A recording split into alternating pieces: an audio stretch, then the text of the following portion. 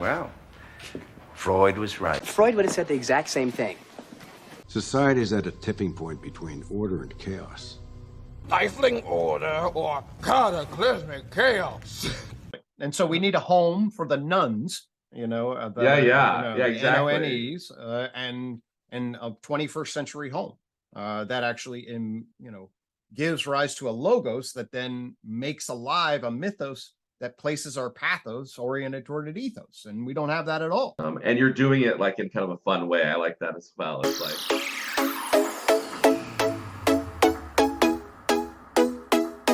small talk to me.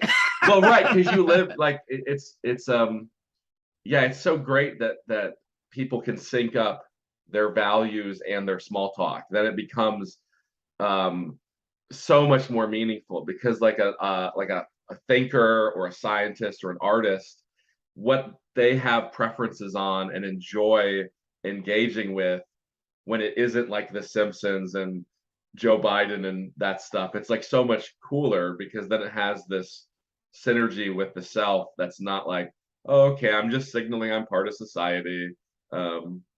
So yeah, no, that's and it can lead to a little loneliness, because then all of the normal conversations are experienced as sort of superficial chatter, right, in relationship to like, are you actually engaged in the real, to use some of John's, that's when it feels most alive. Yeah. A lot of that is just sort of performative, conventional. Hi, how are you? I'm fine. How are you? I'm doing okay. What do you think of what's going on in politics? Oh God, I hate Trump, blah blah blah. It's like, yeah. Well, that's what's so beautiful about the internet, is it can actually alleviate some of that loneliness by connecting people in different cities that have a lot of like domain crossover. Zoomtopia, baby. What is it? Zoomtopia. Okay. Utopia, Zoomtopia. Yeah. Well, and I don't know, did you experience this in graduate school? Because I definitely did. Like when I was in undergrad, I'm like, oh, I'm finally going to be around people that like what I like to think about, and they're going to be deeper. And it wasn't really there. And then I got to like pre-graduate school doing work to prep for a good program, and it was kind of there a little, but still, like you said, that loneliness. And then I got to grad school, I'm like, oh, all my friends are here, this is great, here you all are. Was that similar for That's you? Or pretty similar. Certainly been climbing up in both the sort of at times finding what feels like my group, and then finding not quite, and in various, because my evolution is obviously weird. I'm on a particular odd trajectory. Yeah. Although certainly other people have many parallels with it. But well, the more you differentiate, and even your traits, right? Like if you're just born super high conscientiousness, or super high G, or super high whatever, then you're almost like individuated before you're individuated in some sense. Yeah, and the feedback with me and my traits, and then the system and the way that evolved, took me into a pretty odd place. But I would certainly say that, I feel like with the whole meta modern corner of the internet, there are a lot of, I often would say sort of, I found my people finally. At least of a kind here in this domain. So, and that feels good and connected. So yeah, I don't know if we just, in terms of was there anything else I should say? There'd be a lot more I could say on the interject. We just sort of, I mentioned that if you were had. Yeah, no, it's interesting. I'm just like I said, I'm reading these people like Corbin and trying to understand the imaginal more, and doing depth psychology therapy where Freud comes up. And I know you've mentioned Freud, or maybe someone asked you and said like, does Freud map onto your system? And you gave kind of a similar answer, that you're like, not really, but kinda, like not it doesn't not map on, but it definitely doesn't map on as well. Right. So the answer there is that I make a pretty clear in my argument, that if you don't understand the history, there's a pretty clean and clear argument between psychodynamics, and psychoanalysis. Sure. Okay. So my UTOK is very psychodynamic friendly. Okay. So it basically grabs a lot of what psychodynamics say. Okay. But and then cuts off the psychoanalytic portion, and then says that's better thought of as philosophy and art, and not really science. Oh, interesting. I like the way you frame that as an art. And yeah, I think I also, when you start to say these theories are all powerful, they get out of control, and like it's the like reductionism. It's like a symptomatic of our reductionistic tendencies almost.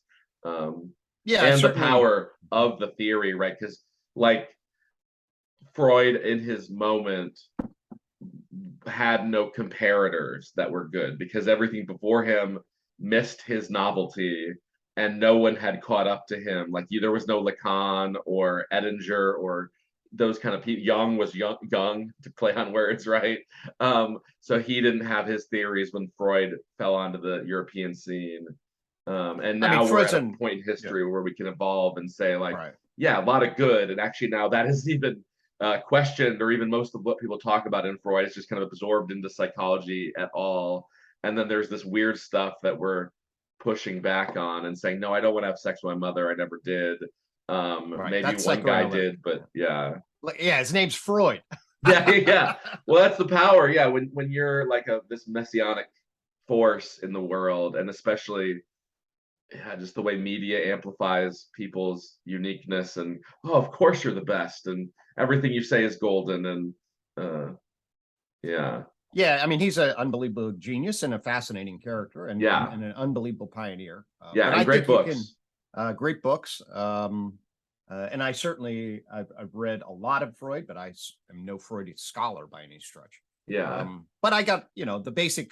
There really is a pretty clear, what I call the level 1 look into the subconscious. That's originally what Freud calls it. And then the level 2 into the unconscious. Right. And the level 1 is psychodynamic and the level 2 is psychoanalytic. And understanding that distinction and how Freud both made both of those insights and why his deep dive is both brilliant and fractured with all sorts of problematic elements, especially if you want a conservative scientific naturalistic ontology, which is what I do. But he saw and then overshot an enormous amount of brilliance that a lot of then the psychodynamic thinkers, Jung to a bit, but really you follow Adler, Horney, Erikson, okay? And you follow Adler into the psychodynamic, whereby what's really driving us isn't so much, Freud saw power, love, and freedom dynamics as justifying. And then under that, he saw sex and aggression. That was right. And then he saw the hydraulic model, essentially, is the sex and aggression are the fundamental energies that then give rise to your motive for power, aggression, love, sex. Okay. So he sees the power love dynamic, and then he dives under that to find the sex aggression dynamic. That's that, and then argues that and then develops a whole story, metaphorical story. Okay. Like, why do I struggle with defy and defer? Okay. Well, ultimately, that defy defer reality came with a sex aggression relationship that I had with my mom and dad. Yeah. That's the story he's telling. But Freud didn't understand. I mean, and at the time, the energy models that Freud was dealing with were the hydraulic steam engine models, where you'd have massive amounts of buildup. And he saw inside the nervous system an activation inhibition structure. So he basically then implied that there had to be an energy release and valve function structure. And then wanted to, bring that mechanism all the way down to the psychic energy discharge model. That is fascinating and cool, and aspects of it are brilliant, but he doesn't understand information processing. He doesn't understand a modern conception of the way the nervous system can be shaped. Oh, that's beautiful. And so the influence matrix basically maps what Freud saw at the subconscious justifying level.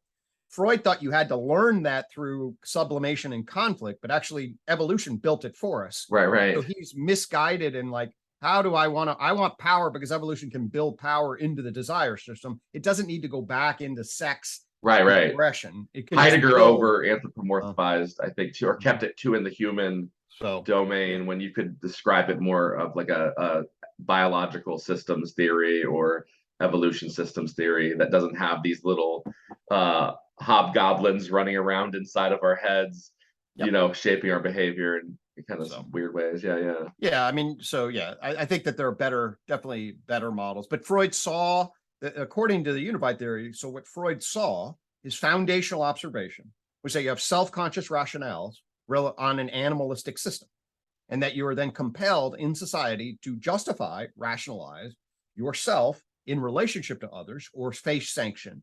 And as a function of that, you develop your superego, which is then the internalization of authority, regulate the ego, the self-conscious portion of the ego at least, and then sits on an animalistic drive function. Well, I mean, I call this the updated tripartite model. Tripartite is the ego, id, superego relation. Okay. And that's why it's called the experiential system is your primate self. Your ego is your rider on top of your, Freud called it the horse rider. It's really your primate horse, animal, and rider, mammal, primate. And then you have a person rider navigating this culture person plane of existence, and its totem and taboos in relationship to justification. So Freud gets the outline and observes it. Yeah. Why it happened, he misses justification hypothesis. He doesn't understand. He doesn't have a coherent evolutionary psychological foundation and can't tell really the story very clearly. Justification hypothesis comes along and says, oh, propositional language drove the emergence of justification systems and created the problem of justification. That's why our ego and persona have the design features and filtration features that they do. And now you have a much more coherent articulation about why Freud saw what he saw, explains why he saw what he saw from a naturalistic evolutionary framework. Freud never had that. And so he got confused about where the origin was and was drawing a line down a hydraulic energy model rather than a neuroinformation processing model. Yeah, realizing that you're habitually justifying and that a lot of your interactions with society are these justificatory, not analytic actions. And like, oh, I'm thinking, no, actually you're just justifying mostly. Right. Or you're worried. It's like, oh, you're worried if you confront something that you can't deal with, and so you're pre-justifying to anticipate that. Well, one of the cool things about justification, just to make a point about it. Yeah, I love it. When I talk about Freud, justification grabs the rationalizing part of what Freud saw. And you can translate, so Freud justifying is rationalizing here. But if you go to philosophy and you go to like the fundamental problem of epistemology is justification also. Why do you say that? Yeah. The fundamental problem of epistemology, meaning how we know what we know and how we're confident in what we know, is called the problem of justification, rightly so. Like Plato's epistemology is justified true belief, where the truth is what's out there, the belief is the correspondent, and justification is the relationship between the two that legitimizes whether or not you actually have real knowledge. Mm-hmm. And all philosophy of epistemology essentially is concerned with justification. Okay, that's so interesting. Yeah, it's not just like a theory or opinion, but it's actually this like hidden.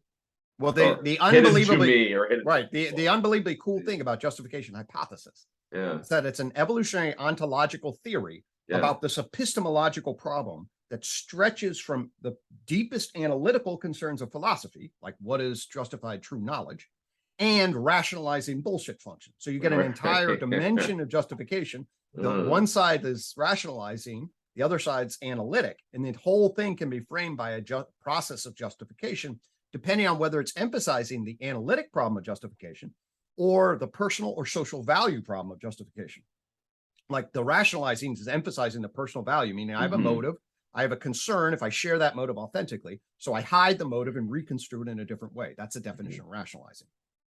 Okay, so the bottom line is that justification comes along. Philosophy historically is like, oh, there's obviously rationalizing bullshit, and then there's justified true knowledge, and tries to create a dichotomy between those two. Justification actually, wait a minute, there's a dimension of human propositional processes called justifying and justification systems, and then they focus on different kinds of set points around accuracy and analytics versus, convincing others and protecting the self. But the whole process can be labeled a justificatory continuum. Yeah. And is the accuracy one more in the like survival connected to reality? Like if I'm a squirrel, I just need to be accurate to squirrel best. Well, all semantic systems have the problem of determining what is, and then they utilize it in living system to determine what ought to be. Okay, so it's even like just a problem of the structure and function of language, especially the structure of it. Well, there's two issues here. Let's be clear. Okay, so there's the perceptual issue of the animal squirrel level is that the system needs to detect what is so it can move based on what ought to be. And the ought there is just its investment value system. Right. Okay? So it's got participatory perspectival and procedural systems inside of it that are nonverbal, Right. okay, that can be framed as trying to solve an is-ought kind of problem, Right, but it's right. non-propositional at all, okay? Right. So it doesn't have any propositional semantics. Propositional semantics comes along with, well, the evolution of symbolic syntactical language, us, okay, that's what it doesn't have. And symbolic syntactical language operates on the process of justification. In fact, that's, I mean, so the squirrel doesn't justify it all, although it has is-ought semantic problems. Semantic Right. in this context just means meaning making, which can be nonverbal, okay? Then there's verbal semantic justificatory meaning making, which also has is-ought problems on top of it. And the argument is that when justification emerges, okay, it's got the is problem, which is the accuracy problem. Does it correspond to the state of affairs? Okay. And then it's got the value problem of personally, why am I invested in this proposition now? And then if I'm entangled with other people intersubjectively, why do you care about the proposition now? And what should our social interests be? You and the whatever level group that's focused on this, that's the social dimension of ought versus my personal dimension, who's ever putting it forth. Okay. So you get a personal dynamic, a social dynamic, and an accuracy dynamic.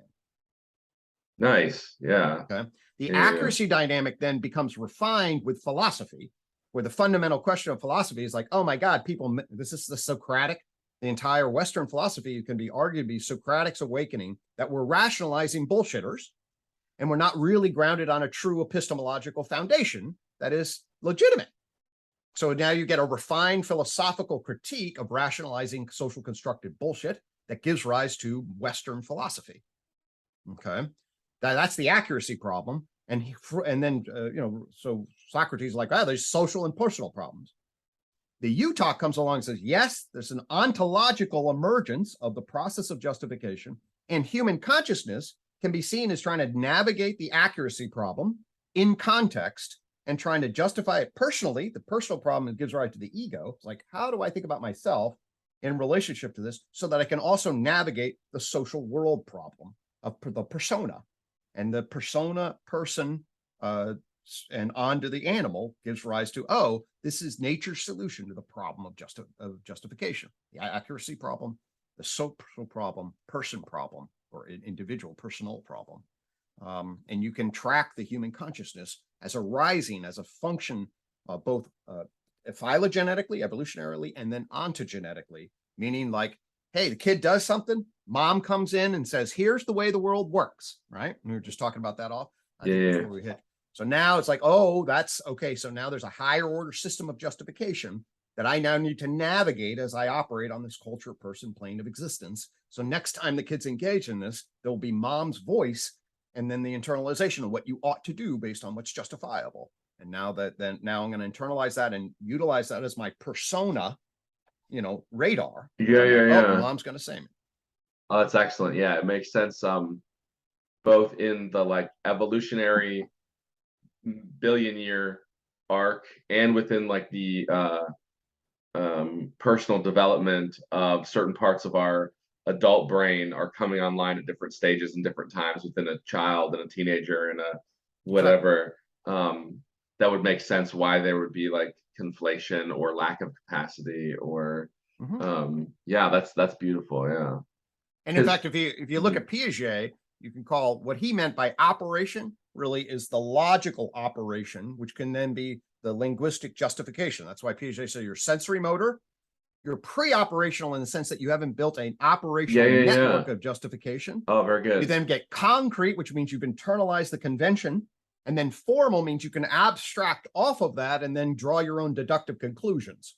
And the operations of Piaget are really better described in my argument, justifications. So sensory motor, pre-justificatory systemic, meaning you're in a context, you're adding sentences to certain kinds of things, but you're not really a little person yet. You don't become a little person, which meaning, I mean, in the capital C culture person sense, a real systematic justifier until you're about 6.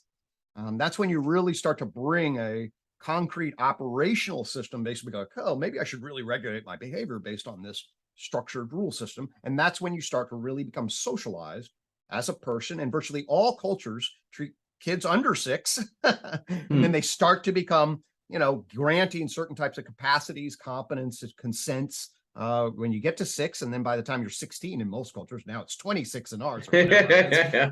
But then you become an adult that is capable of then or held accountable and to respond to the world through the justificatory structures. And if you're supposed to be operating in a way that says, hey, you had responsibility and accountability here and you failed, then we'll bring sanctions to your ass, like a prison. Right. And it's like folk psychology on the fact that these things are happening in developmental stages. And it's like, of course, you give a 13-year-old 10 extra chances to try and do what you challenge them to do, and a 35-year-old 1 chance. Or like you said, it used to be kind of like 13-year-olds would drive trucks and smoke cigarettes and do chores. And Jonathan Haidt has this great kind of story where he would send his 8-year-old child to go do things, and people would look at him like he was batshit crazy. But he's like, no, they can do this. And you see a lot of third world or lower cultures where kids are handling knives younger and doing things because they have the capacity, and we've infantilized ourselves, I guess. Coddling really. of the American mind. There's certainly a huge amount of, I'm a big fan of Jonathan's work in that regard. And there's a massive amount of infantilizing. I certainly talk about that in a number of different contexts. So we over monitor, we got overly afraid. Yeah, that's another problem. We're not even letting people play a lot. If we let them play a ton, they might actually be gaining, but we actually do a lot of shutting down and a lot of the whole and I deal with this in my job too, right? Is the helicopter parent trope is very real. And it's very sad. Real. It's really sad. I saw, you just see people and you go, let them try. Let this young person try, because how would you describe when a parent has a 20-year-old son and they're making them picking their dorm for them, picking their college classes for them, picking everything for them? What is that? At a very basic level, you just generate learned helplessness. The system, there's a green line and the influence matrix, the autonomy dependency line. Dependency then is to what extent you look to others and need others to meet your physical and emotional needs, basically, versus autonomy, which is then to what extent can I initiate an agentic freedom from the obligation and controls of others through my own intrinsic motivation, essentially. Okay. And developmentally, talk about Erickson. So initiation is fundamentally crucial. Autonomy versus shame and doubt. That comes along at 2. Okay. So that's and then a kid starts crawling. And then what you want to do is you want to create a circle of attachment whereby you're the safe haven and secure base that the kid then goes out and expands horizon of uncertainty. And so that the kid knows where is the edge of what I know and secure and what I don't know, so that I can then explore and then increase this radius of exploration. Yeah, I love this. So that they can then become and eventually no longer depend on mom. That's the fundamental goal. Right. You have this God in your corner, but only because of calamity, not to rule you. And it gives you the courage and resources to not be in the wilderness. But it can hijack the actual stagnate the growth. Right. So what is the radius of the sphere of development that we want to engage in, and how much monitoring and care do we want to think very carefully about that. So I'll give you then 2 examples. So when I'm growing up I'm born in the 1970s, so this is late 1970s. We move in 1976 to a house that's up against woods. So I'm 6. My brother is 2 years older than me, a year and a half older than me. Okay. And he and I, so we're 6 and 8, and he and I, we have a creek behind our house. We would go down to the creek most Saturdays and walk for 3 miles, gathering frogs and fish, crayfish and turtles, and then bring some of them back in relation. We have these sort of, so a not uncommon Saturday would be at 11 or 12 o'clock. We leave. There's of course no phones. As a 6 and an 8-year-old. Okay, perfect. Right. There's 3 miles down a creek, finding this shit, and then come bringing shit back and come back at 4 or 5 o'clock. Okay. Today, if you were to tell a parent you're going to take away a phone, take away a monitoring, and put a kid out in the woods as a 6 and 8 year old and see them 4 hours later expecting them to travel 3 miles, you get arrested. Okay?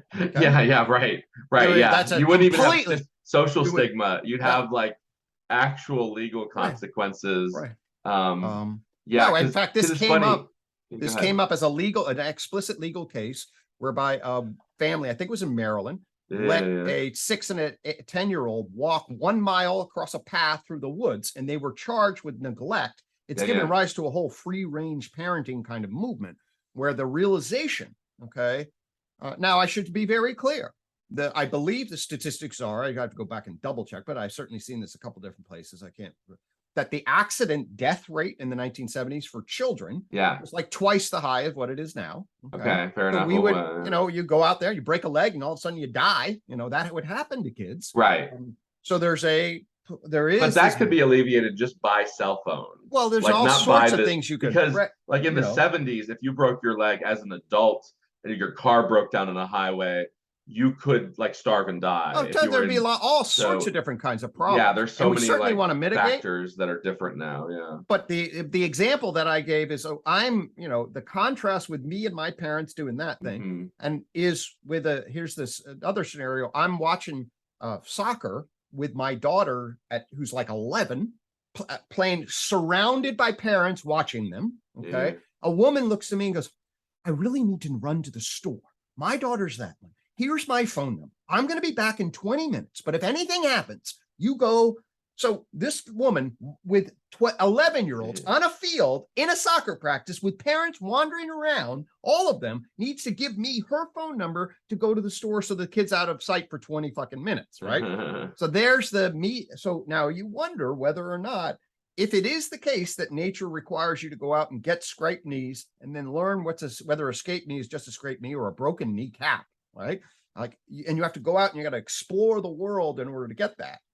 If we bubble wrap our kids, to use Jonathan Haidt said, and then constantly hover over them, we're essentially creating an unbelievably raw nerve system. Like the system is constantly then at threat, and it doesn't know how to differentiate a scraped knee from a broken kneecap, because everything then is experienced by threat and immediately look to mom or whomever to helicopter and snowplow our way out, which basically leaves you with the competencies of a young child. And when you're 22, and that is, we're totally, I would argue, we're definitely vulnerable to seeing a lot of that for sure.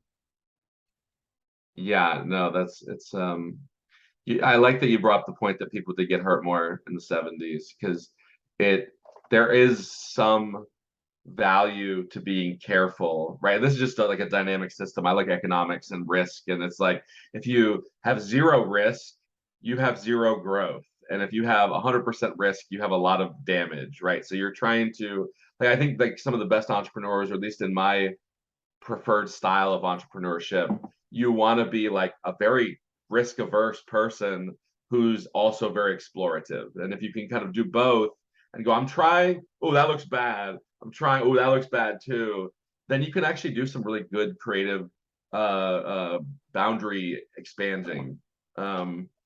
It's the full dynamic of the complex adaptive system. It has to explore new territory, which is risky, and at the same time, it has to identify those risks and constrain and know what it knows. So it's this dynamic between, and go back to Piaget, you have to explore to then accommodate and grow, find new shit, and assimilate.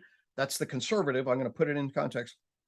All complex or dynamic systems operate on an order versus chaos, sweet spot that do it successfully, and navigate the novelty and plasticity and exploration of new territory growth potential relative to a conservative, protective, risk aversion potential. And it is the healthy dynamic, yin yang dynamic of that is where you find the best, most flexible, robust, complex adaptive systems. Yeah, we study in org psych, learning teams, learning organizations, and they're especially in like the hyper rate of the world that we live in, like the putting your resources into trying to learn well as like a differentiator between you and other businesses is really smart, and it tends to work out for those companies because they aren't as rigid and as like to use John Vervaeke's language, as unresilient as like the learner could be very Right, resilient. and you They get go, oh, let's reciprocally narrative. You get yeah. reciprocal narrowing for in Yeah, sort of yeah. a conservative way. In some ways, you get trapped in that. Yeah. So. Yeah, and parents like don't, I think, role model enough and say like, here's a good way to do it. Now you try. Here's a, because it takes so much time, right? And all our parents are so busy or tuned out. But like that's also, I think, in could be more active in people's lives and just like, hey, watch me do it. Now you try. Oh, you dropped the boiling water. Let's clean it up and make new cookies or whatever. Not that you boil water for cookies. I'm mixing my metaphors horribly. But you know, and then you're kind of getting that sweet spot in a way because you're protecting them from danger by modeling it for first. You do risk like a follower mentality, but I don't think that happens because kids are so ultra playful to begin with, and then they go, oh yeah, I tried that with mom safely or with dad safely, and now I'm, you know, don't even remember that day, but it's like natural for me to try new things and observe other people and see how they're acting in the environment, and as opposed to being really shy and on your computer or in your home and really just never engaging with life. Like I think that's the reason why this whole stream of thoughts, the small word network of human tragedy is tragic, because you just aren't living. Like life is meant to be lived, as like Alan Wattsian, as simplistic as that sounds. It really is like, you know, the point of the dance is just to dance. It's for nothing else. And if you don't, like when I used to teach undergrads and see like graduating seniors, because I taught research methods with a lot of juniors and seniors, I'd go like, oh, cool. What are you going to do next in your life? What are you excited about? Are you interning? Are you trying these things? And they go, I don't know. I don't know. And it's like, I think it's like a downstream of a lot of this like overprotectiveness and lack of capacity of people to actually commit to something, right? Even as like the 30 and how many 30 and 40 and 50-year-old men do you know that never got married because they just won't commit to something because they will not fail and they're so afraid of trying. It's certainly a common dynamic. I mean, it's probably a perennial issue at one level, but I Sure, certainly yeah. think we have overprotected and overdeveloped aspects. You know, they extended the time, overprotection, flood information, and also lost Mm. the developmental structure, like the rites of passage and Yeah, yeah. clarity about kind of like how to socialize. Our worldviews are so chaotic, fragmented, and pluralized. We're overloaded with information in particular ways. We try to hold the subject, you know, sort of the postmodern view, which is beautiful and brilliant in many ways, but are like, well, there is no genuine reality, so we just got to go with the immanent subject, you know, what you feel, and then whatever you feel is right, and don't worry about all the old convention. Okay, but now what? You know, sort of like you're going to expect some 13 to 20-year-old kid just like to really figure out what they're actually supposed to do in the world. That's why we actually have developmental socialization processes, like you know, and we flood them and protect them simultaneously in weird ways. And I think the general consensus is there's a hell of a lot of anxiety and it's growing. That's signal that there's a fundamental threat dynamic here, and a lot of kind of alienation and confusion about how to, you know, how to be grounded in the world. What do I believe? What do I do? How do I do, be, and become in ways that are like coherent and aligned with Dharma? You ask people that question, and even in the language they can understand, and a lot of them are just like, I don't really think like that. And it's like, yeah, because we don't socialize people like that, and that's a problem. Yeah, how does like such a hyper information processing, hyper parental this problem, how do we like reintroduce like initiatory rituals that don't just seem like we're stealing from like ancient cultures and just superimposing it very poorly into our current view? Like, do you have any like do you do that with clients? Do you have them go through like little ritual tasks that they go, oh, I am an adult in this capacity. Oh, you did sever this dysfunctional self and let me rebuild as a better self. Right. So there's a lot of different ways to answer that. Sure. So, I mean, a couple of things that immediately come to mind. Certainly in the therapeutic context or in my coaching context, you know, I will definitely want to consolidate narratives of growth, consolidate symbolic rituals that symbolize that in particular ways. I certainly want to get My goal is to help that egoic system, the personal narrator, into a worldview that then is grounded in a way to interpret the experience and affords what I saw integration across the wisdom stack in a developmental time frame. What I mean by that is like, okay, what's the organism? What's the animal? What's the mammal, primate, narrating person in a particular context? And how do we create a coherent system on that? If we're going through a phase shift, say around trauma, or a developmental phase shift between adolescence, or you're moving, or I went through a divorce, or not finalized, but I separated from my, like, what does all that mean? Yeah, and yeah. then how do you consolidate that meaning, and give honor to the past, hope to the future in a particular way, and be clear about that, and have a philosophy that guides you in that, and have practices that integrate with that philosophy. I would say that we're pretty poor on that these days. Yeah. We definitely do not create the container, the logos container, or the embodied practice container for the psyche to gain access to those processes and reconsolidate. We have therapy, like, or we just have, but we're like, if you look at many cultures in the past, these things are structured in their society. I mean, they see that they don't necessarily have the logos explanation for it, but they see the embodiment need for it. They have mythos that then gives rise to that structure. I think we've obliterated a lot of those things. So there's a lot you're of right. free form, free floating kind of like, and then you get a lot of nihilism and a lot of alienation, and not a lot of clarity about kind of communal practices or just general rites of passage. Certainly for UTOK, we're definitely looking at ways to, kind of construct a particular frame of reference.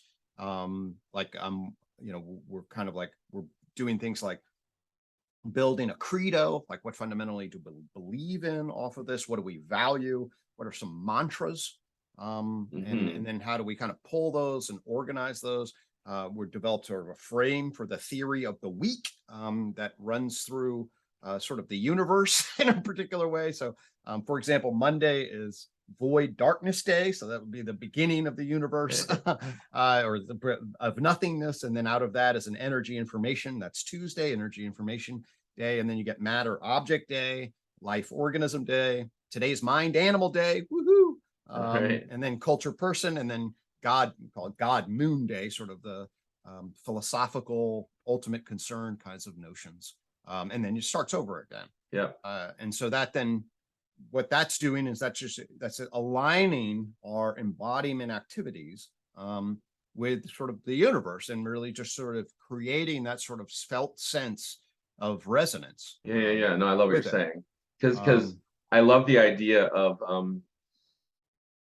picking 5 variables that can be targeted, that when you deepen them and you integrate them, then a like sophisticated higher order being or philosophy or perspective or just feeling like phenomenologically, like you're like, I'm happy again, my day makes sense, the front page isn't full of terror, and I don't sit around in depression like fizzing like a wire that's not plugged into the ground or whatever. And I think a lot of my personal, not a lot, but like finding the ability to go like, oh, these 2 things are things you can deepen. They have the potential to become deeper capacities, and we can bridge them into something even more beautiful, like just the whole aspirational model of trying to and you're doing it like in kind of a fun way. I like that as well. It's like, oh cool, yeah, this is very low stakes in essence, feels good, even if like that higher order thing never emerges, it's still meaningful at the lower order. Yeah. And if it's very biblical, right? Like I don't think it's easy to see the Genesis picture. In the garden, in the tree of knowledge, and the tree of life. Yeah. Well, and that's the beauty of those stories is they I'm sure to people 1,000 years ago or 3,000 years ago, they kind of meant what you're meaning, and to them in a lot of ways. It's not like this is both new and old, right? And every person and every generation has to kind of re-language and rediscover some of these ancient wisdoms, because otherwise, how could you relate to it? It's almost like the power of paraphrasing what you read. You go, oh, just a little putting it into my own words connects me to it in such a profound way that it feels like I should just be, especially in our like efficiency culture. It's like, why would you waste time paraphrasing? It's right there, dummy. Like, but when you do that, when you just do a little bit of processing in the right way, you're like, oh, now that makes sense to me. All those parts I gestalted into a new whole, and it's meaningful. So yeah, that's cool. I don't think I've ever heard. Have you in the UTOK listserv shared the 7-day Not yet. model? Keeping meaningful worldview in one's life. There's just no, everyone's just doing basically the capitalist consumer keep up. Well, With the right. That's what we Joneses. like. The problem of Mythos is we've just rejected it, and even though I think there is an element of not absurdity, but like silly is the wrong word, but like it's imperfect. Like every mythos, Plato called it the problem of the myth. Like every myth has a problem that it kind of overfits on reality in some way, but you can't reject it. Like you have to overfit. You have to have a bias towards a perspective, even though there's bias in that perspective that is wrong, is failing, or is like, and you have like it's almost the reverse of that commitment problem. Is like you just need to commit to something to be a person, and it's like if you wait till you're 48 to find true love, rather than like risking bad relationships, if you have to risk it to get the biscuit, but you really do, because if you don't put meaning into the world this way, and again, like you're not doing it in some flippant, random, rolling dice and chicken bones. You're going, okay, well, here are some things that I know seem to be true patterns and seem to have a lot of value. And these are features of the world that they like fit to really well. So I'm just gonna try it out and see the fit. And then yeah, like it grounds you in time, in space, in ontology, in your relationships.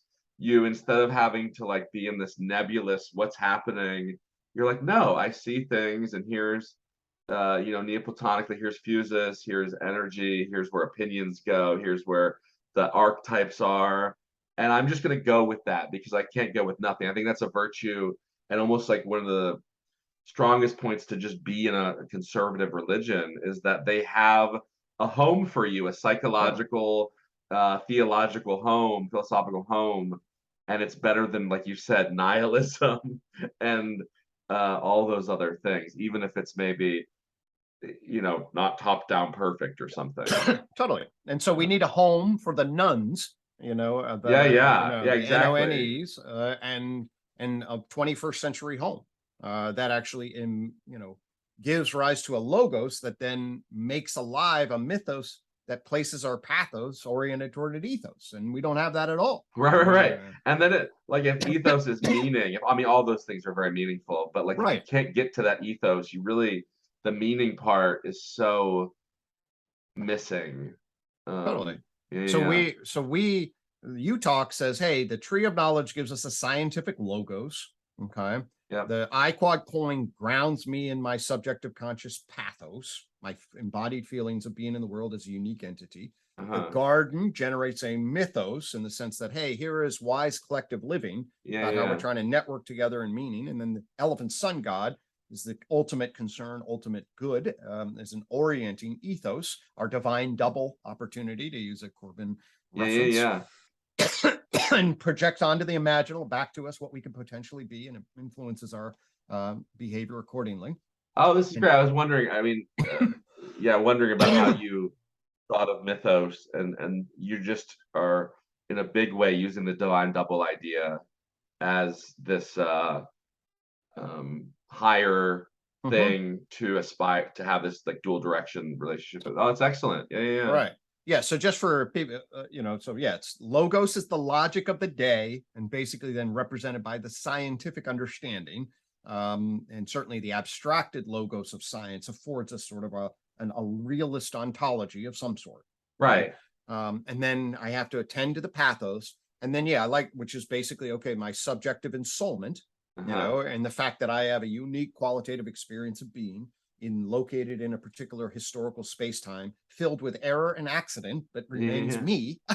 You know, and then it's that actually, well, how do I make meaning out of that? And it's like, well, I'm going to organize that in a particular ensoulment way, to use Zach Stein's term, but also then think about a spiritual connection that's transpersonal. Well, then the mythos connects us to a collective wisdom. Oh, good for you. Yeah. Then network to an ultimate ethos. And so then the garden affords, and really the tree coin garden relationship affords a wisdom path that organizes science, subject, and wisdom. And then there'd be other paths. You know, there's certainly other paths. You know, the argument for the and it's like it's growing, right? Yeah. It's like it's like it's not a line or a circle. It's a circling line. Right. It's totally like, circling line. If tomorrow is better than today, that's goodness. It's not like if you say, oh, we got to goodness, it was this objective criteria, but it's like, oh, cool, I'm not making the same mistakes. I have a few new ideas based on some stuff I've noticed, and that's that's awesome. I love, and this is kind of like new in the last couple years or last 6 months, or because I know you had like these epiphanies of UTOK, and it's also growing. No, it's totally right. It's definitely an evolving system that makes it a little tricky because people grab a hold of something and it's like, wait a minute, it's all changing. It's an evolving system. The actual one of the things we made a joke about. So the this UTOK monastery, it's one of the most established monasteries in the world. It's been around since the beginning of September. It's well, 4 weeks old. Everything is new once. Everything's new once. So the theory of the week essentially emerged about 5 weeks ago or so, end of August, into the beginning of September. Okay. We built the credo in the in early August. This whole idea of everybody's always like, well, what does UTOK mean? What does it do? Tell us how do I use this? Especially the space you're in now, right? Like that's what people want. It's so, first off, it's too abstract. So in the past, my answer was like, well, here's your COM-MO flashlight on a triple negative neurotic loop. Okay. That's very pragmatic, and then you can understand the world usefully. But now what we're doing with the monastery is like, okay, really, when I said this is a major paradigm shift, we're really talking about a fundamental shift in the organization of the way humans living in the world. And it's an invitation then for a 21st century nun group who are wandering around in chaotic, consumerism and the information overload and everything's sort of meaningless, but I really want meaning. It's like, well, what do you actually, can we ground ourselves in? And at least my pitch for the beauty of UTOK is that's unbelievably conservative narrative. It just that's what people don't get a lot is that you're not trying to give some people's meta theories is like, okay, I'm going to give you this to you almost like a prophet and it'll explain everything. You're saying, here's like the scaffolding of the bones of the elephant. You need to go be the meat and the skin and all that stuff, but it's not there to like describe and explain everything forever. Right. It's part of the like necessary underlying structure that affords living well, if that's fair. Well, what I would say is this: it's certainly not okay. It doesn't claim to be the foundationalist truth to everything. Right. So it's not that.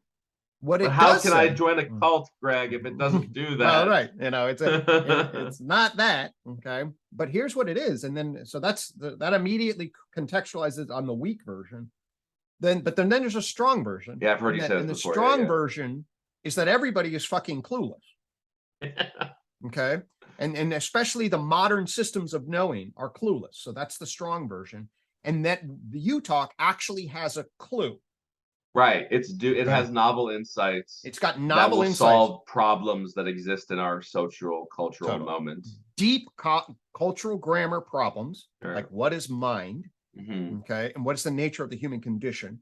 And it then provides a qualitatively better framework than has ever been developed to connect modern empirical natural science, that epistemology, subjective conscious experience of being, and axiological commitments towards wise living in a coherent network of logos understanding that I'm now also saying I can translate into an embodied set of ecological practice. Well, that's what's so cool about what you're just talked about with all the practices and stuff, because now it's not just like, oh, I've got this map, but it's actually like I can engage in the praxis theory feedback loop because it's grounded now. It's got things that you do that then make your life better, the same way chanting and meditating and community service, acts of goodness, and all these kind of things do in a kind of actual monastic or parallel, I shouldn't say actual, it's a little insulting, into that,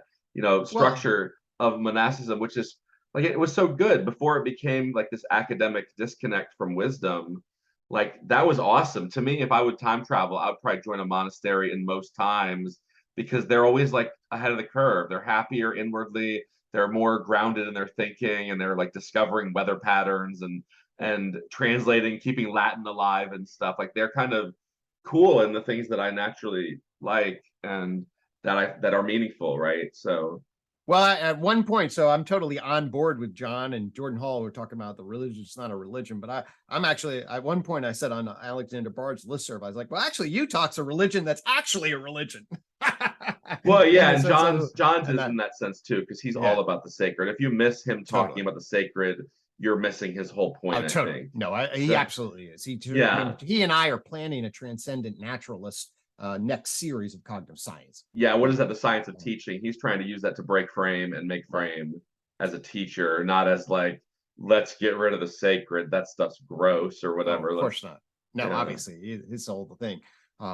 But what is emerging in relationship to UTOK is this very clear linkage, and certainly John's doing this too. Obviously, John, in the spiritual brothers. But what's emerging in this monastery is this embodied enactment. It's the proper alignment of the ecology of practice, to stay with John's terms, and thus the context was, there's if you say a religion is not a religion, I know, obviously, I totally support what that means, and what it means is, hey, it's all the embodied practices that then get rid of the supernatural, old school, dual world commitments that in modern times are very difficult to get behind and cohere around, especially for many subjects who have a particular experience of the world, that find that to be alienating and off-putting at a profound way, which is totally true. Yeah. But Bard's point was, and I think this is something that we all need to talk about. Okay, yeah. Does it really have teeth? Is it really a religion that's actually a religion? What is it actually really committing to? Or is it a distributed set of practices? And then the argument is, well, I know my hope is that we'll be deeper at being like, okay, here is the justificatory logos. Here are the value axiological commitments. Here are the emerging practices in a particular kind of way. And when you actually have all of that, with the asterisk that, yes, of course, we're not doing dual worldism, but neither did Buddhism, depending on which version you follow. Right. So there's So anyway, it's a kind of a an angle on the process that I think is worthy of engaging. Yeah, no, definitely. And I mean, I think, yeah, because no, it's beautiful. I think it's great. I think that's what people like if your old shoes don't fit, you need to try new shoes.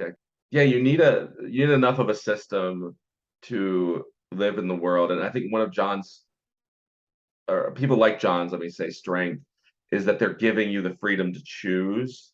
Totally. But like you need a perspective, and yeah, it's a good teacher lets you find that for yourself.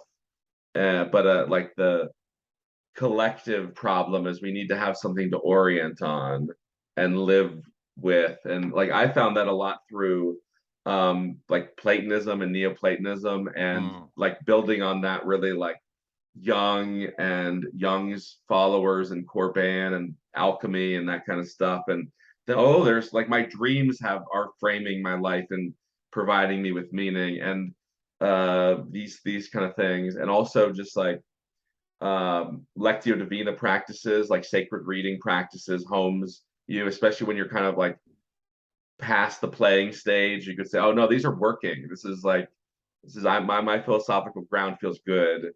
And like you said, the practices too that can kind of do all of the non-propositional orienting and growth, and give you a sense of meaning over time and harmony between actions and desires and aspirations and things like that. And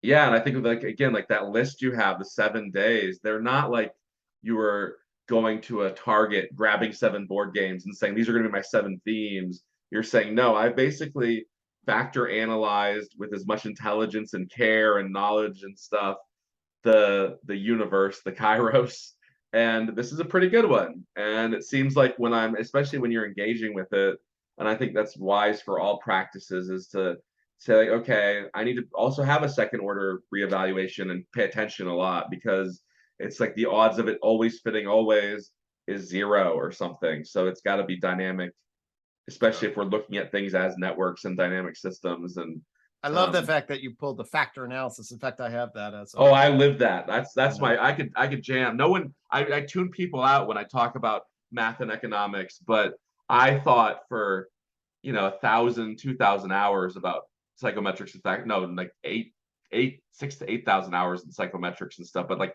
a good 1,000+ hours in factor analysis. And that's what everyone's doing always. That is relevance realization. Is like, okay, let me take what I know and the field and correlate and reject and look for eigenvalues and go, aha, there's 5 factors.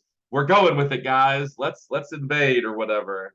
Amen. So right. So it's energy, information, matter, object, life organism, mind, animal, culture, person. Those big 5 factors. You add technology on the backside, and then you put it in an ultimate concern, and then boom. Right, technology and narrative or something. Yeah, and you're exactly. good. Yeah. Well, the culture person is the narrative. Oh, fair enough. Yeah. So what happens to humans, the argument is there's really 2 lines of cultural evolution, a techno line and a justificatory line that pops us off and gives us this capital C culture. Just captures the justificatory line because that's a particular kind of network of complex adaptive systems. Like this cup doesn't participate in this conversation. Right, except for it is like an object we created that is now an entity in the world. That's the techno. The entanglement of both is called society. So the entanglement of our okay. So there's a difference between culture, society, and society. Very is much both. so. Oh, that's a nice capital C culture takes the justificatory systems as a system of variance outside of the technological structure. Yeah, this is like the Kyoto School meets organizational psych, because org psych has all this cool stuff about artifacts and entities that are objects that we create. And then like I love the Kyoto School. They have like the first time you feel a thought and it's so alive, full of emotion, relevant, but then it becomes like this other artifact in this justificatory cultural world. And it's like, oh yeah, they're both there, and that's society. That's this force above fuses and above animals and all that stuff. Well, you can, and it's a super easy factor to make. Just say, does the entity care about justification? Right, exactly. Like, the culture C, the cat's dropping from the tree metaphor has made me think about that. All of us, and then this, but of course, society is a fusion. Because we wouldn't be able to have this conversation, obviously, one for the massive technology. Oh, I wonder if that's like egregores and hyperobjects or something like that. We could start to, because those are so interesting. These cross-temporal, cross-spatial phenomenons that have these second order repercussions, and like the community grokking at that and going like, is it angels? Should we pray to it? Is it a nothing or not, like in the real sense of like it's not even a thing? Right. So yeah, this is great. So yeah, I don't want to hold you up, Greg, and I'm so glad you suggested this, because reconnecting with people is so important to relationships. It's very, very enjoyable, friend, and I'm glad. Oh, good. I'm glad. Up with you. Absolutely. All right. Well, we'll do this again later, and I'll see all of the activity that you produce and participate in. Take all care, right. friend.